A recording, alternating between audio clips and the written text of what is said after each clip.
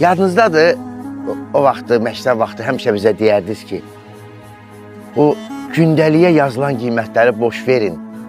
Əsas həyat dərsində aldığınız qiymətlərdir. İndi mən bilmirəm, həyat dərsindən neçə alıram. Amma onu bilirəm ki, hər gün vicdanımı imtihana çəkirəm. Dünənləri sinif yoldaşlarımızla görüşdük, dedik, güldük. O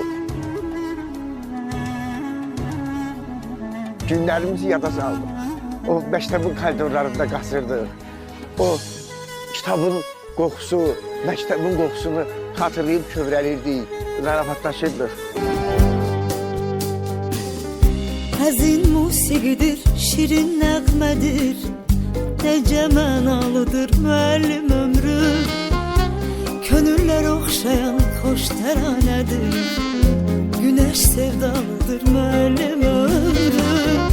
Könüllər oxşayan xoş təranədir, günəş sevdalıdır müəllim ömrü. Əriyir şam kimi, sönür şam kimi, şagird ürəyində məhşər.